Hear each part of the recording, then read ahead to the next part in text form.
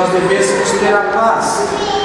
Mas também nós deveríamos seguir a paz com aqueles que nos rodeiam em volta de nós, como sendo nossos parentes, nossos amigos, amigos de trabalho, colegas de trabalho, os nossos vizinhos. Por isso, quando a Bíblia diz com todos, está dizendo realmente todos, não somente uma parcela, não somente alguns, mas que nós devêssemos ter paz com todos. Ou seja, nós devêssemos nos dar bem com todos. Porque é triste nós estarmos dentro da casa do Senhor e às vezes nós não poder olhar no fundo dos olhos do nosso irmão. Porque a coisa que Deus abomina dentro da sua casa é aquele que semeia contendas. E aquele que não cumpre este versículo, que não segue a paz com todos, ele semeia contenda. Porque, como já foi dito aqui, duas coisas não podem ocupar o mesmo lugar. E se você não tem a paz com o seu irmão, então você está semeando contenda. Então é bom nós vigiarmos e nós clamarmos a Deus, porque se nós não temos a paz com o nosso irmão, se nós não podemos abraçá-lo com amor, porque às vezes eu já tive o desgosto, posso dizer, de receber um abraço, mas um abraço gelado, um abraço sem amor, um abraço frio.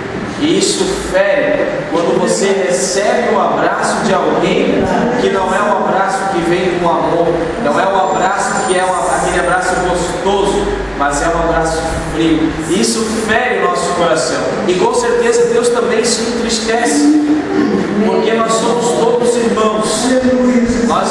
Nós participamos todos de um mesmo corpo. Nós somos partes de um mesmo corpo. E nós não podemos estranhar um ao outro. Nós devemos ter a paz com todos. E na sequência do versículo ele diz: e a santificação. Quando nós vemos que nós encontramos uma vírgula, e em seguida da vírgula nós encontramos e, significa que não é uma coisa ou outra, mas significa que imediatamente que nós temos a paz, nós devemos também seguir a santificação. O que é isto? Eu não consigo seguir a santificação sem a paz, e eu não posso ter a paz sem a santificação. É algo que anda junto, é algo que tem que estar equilibrado na minha vida. Então, logo depois da paz com o meu irmão, é o primeiro passo para que eu possa começar a buscar a santificação. Aí o autor nos dá o motivo de por que nós devemos buscar a paz e a santificação. E ele diz: sem a qual ninguém verá o Senhor. Se nós não nos santificarmos, ninguém vê ao Senhor. Como é que nós vamos ver o Santo dos Santos se nós não temos santidade em nossas vidas? Se você conhece o tabernáculo, o desenho do tabernáculo, que era a igreja, vamos assim dizer, que os judeus buscavam a presença do Senhor, o tabernáculo, você conhece, você sabe que o tabernáculo tinha o pátio, que era o lado externo da construção.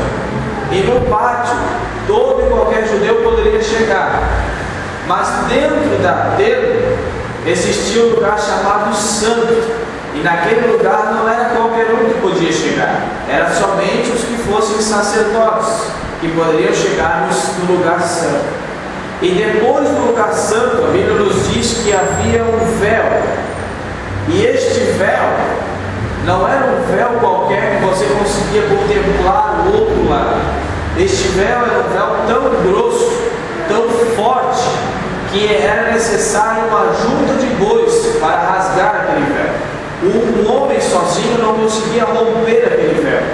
Uma junta de bois é você colocar um boi para um lado e um boi para o outro, o véu no meio. E cada boi puxa para um lado, aí sim o véu se partiria. E atrás daquele véu, a Bíblia nos diz que havia um lugar santíssimo, ou o Santo dos Santos. E naquele lugar, Santo dos Santos, ninguém podia entrar, exceto o sumo sacerdote, uma vez por ano, no dia da expiação do pecado por todo o povo. Nós, na nossa maneira de viver, como nós somos vários, nós só poderíamos chegar até o altar do sacrifício. Nós teríamos que lavar as nossas mãos e depois na pia, e depois nós teríamos que sacrificar ali, levar para ser sacrificado a nossa oferta, o nosso sacrifício.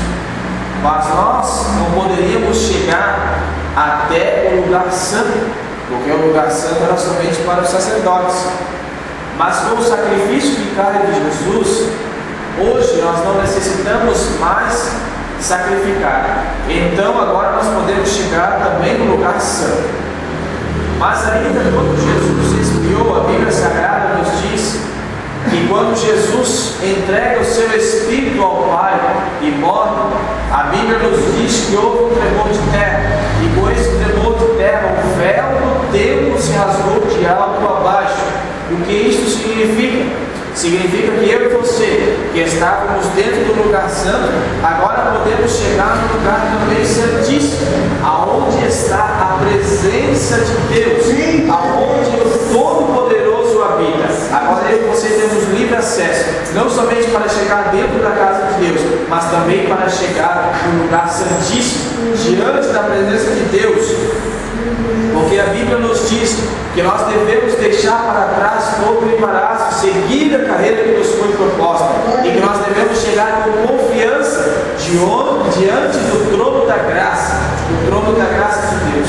Por isso nós devemos chegar com a confiança de que primeiro nós recebemos o sacrifício vicário do Senhor Jesus Cristo.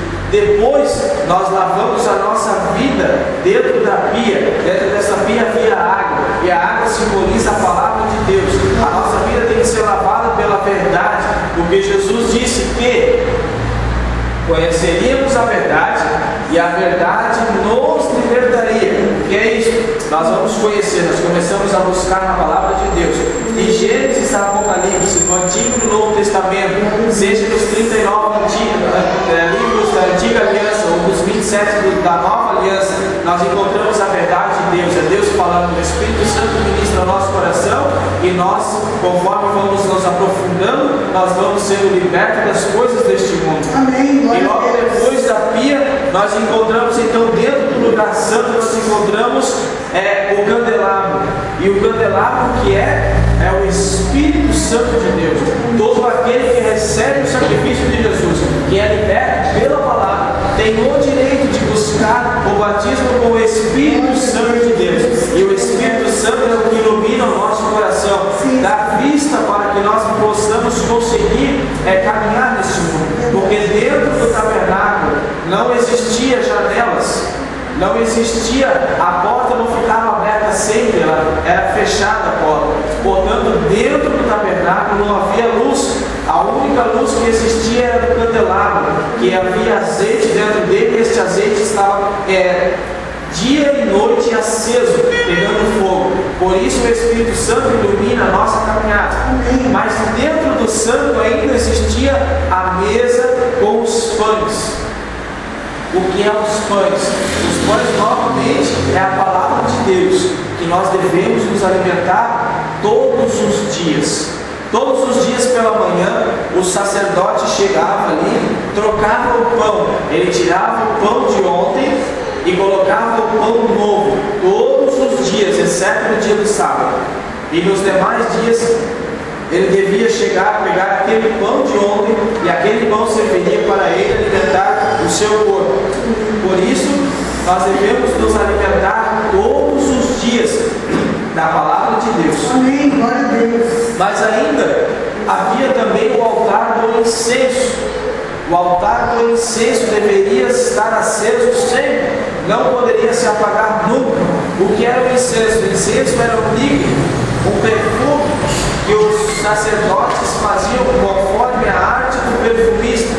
E eles pegavam diversos extratos de várias plantas coisas conforme o Senhor tinha dito para fazer, e ali eles faziam aquele perfume segundo a arte do perfumista. E o sacerdote então deixava aquele perfume cair sobre aquela brasa, e aquela brasa fazia uma fumaça, e aquela fumaça era cheirosa. Isto é adoração. Nós devemos adorar ao Senhor, e esta adoração deve ser dia após dia, sempre. Esta adoração, ela não deve ser apenas em um momento do dia, ou quem sabe uma vez na semana, como existem alguns que vêm na casa de Deus uma vez por semana, ou quem sabe duas, e já está achando que é demais. Não, a adoração ela tem que ser no cotidiano, ela tem que ser sempre. A adoração e a oração que simbolizam este incenso é a oração e a adoração diante de Deus. Ambos são incenso, então devem andar juntos. Você deve amanhecer adorando e louvando o Senhor, buscando a sua presença, e ao entardecer você ainda deve estar em contato com o Senhor, porque às vezes, meus irmãos, Deus fala conosco dentro da nossa casa, Deus fala conosco na rua, Deus fala conosco no nosso trabalho, Deus fala conosco através de uma criança, e nós não vemos Deus falar conosco. E você me pergunta, por que eu não vejo Deus falar comigo dentro da minha casa? Por que eu não posso ver Deus falando comigo no meu trabalho? E por que eu não posso ver Deus falando comigo através de uma criança? Eu digo, é bem simples para você entender. Se você ligar um rádio, e este rádio não estiver sintonizado na rádio que você deseja ouvir, de duas uma, ou você vai ouvir outra rádio, ou você vai ouvir apenas chiaço. E daí você que vai responder para você mesmo, o que é que você está ouvindo, que os seus ouvidos estão ouvindo. Os seus ouvidos podem ouvir a voz de Deus, ou os seus ouvidos estão ouvindo a voz de Satanás? Ou será que os seus ouvidos não ouvem mais nada? Está surdo. Será que você está surdo na sua vida?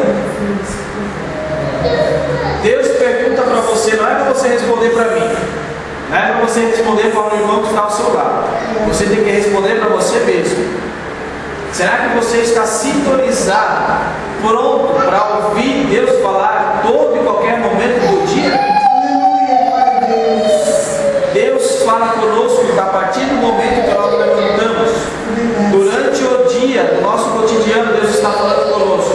E Deus fala conosco também quando nós vamos dormir, através dos sonhos, como a nossa irmã relatou aqui o sonho. Deus fala conosco nos sonhos.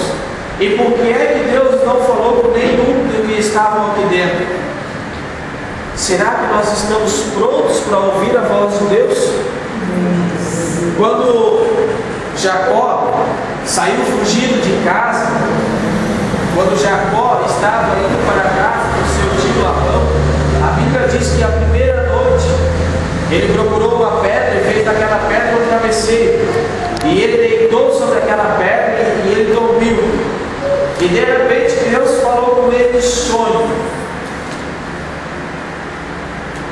Deus falou com Jacó em sonhos.